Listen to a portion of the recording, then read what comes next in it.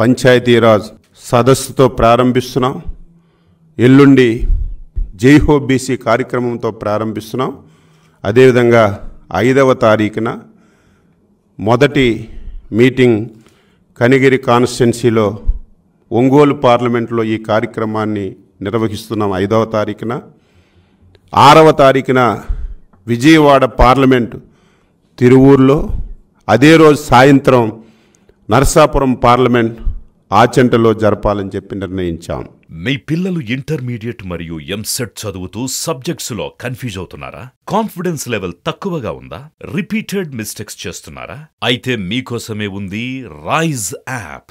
1 lakh question bank, performance analysis, online classes by experts, ఇంకా మరెన్నో features తో మీ ముందుకొచ్చింది Rise. Rise, the perfect guide. Description లో ఉన్న లింకును ఉపయోగించి సబ్స్క్రైబ్ అవ్వండి. 9వ తారీఖున తిరుపతి పార్లమెంట్ వెంకటగిరిలోను, నంద్యాల పార్లమెంట్ ఆళ్లగట్లో 2 సమావేశాలు నిర్వహించాలని 9వ తారీఖు నిర్ణయించాం. 10వ తారీఖున విజయనగరం పార్లమెంటు బొబ్బిలి, కాకినాడ పార్లమెంటు తున్లో 2 సమావేశాలు పెట్టాలని నిర్ణయం చేశాం. అదేవిధంగా 18వ తారీఖున విశ్వవిఖ్యాత నట సార్వభౌముడు తెలుగుదేశం పార్టీ వ్యవస్థాపక అధ్యక్షులు శ్రీ నందమూరి తారక రామారావు గారి యొక్క వర్ధంతి కార్యక్రమాన్ని గుడివాడలో నిర్వహించాలని, మచిలీపట్నం పార్లమెంటు గుడివాడలో భారీ స్థాయిలో నిర్వహించాలని నిర్ణయించిన విషయాన్ని గుర్తు చేస్తున్నాను. 19వ తారీఖున జీడీ నెల్లూరు, చిత్తూరు పార్లమెంట్లో జీడీ నెల్లూరులో చేస్తున్నాం. అదే రోజు సాయంత్రం కమలాపురంలో, మన కడప పార్లమెంట్ కమలాపురంలో అదే రోజు సాయంత్రం చేస్తున్నాం. 20వ తారీఖున అరకు పార్లమెంటు అరకు వ్యాలీ, అదేవిధంగా అమలాపురం పార్లమెంటు మండపేటలో 20వ తారీఖున చేస్తున్నాం.